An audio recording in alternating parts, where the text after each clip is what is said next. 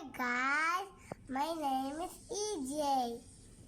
Thank you for watching my video.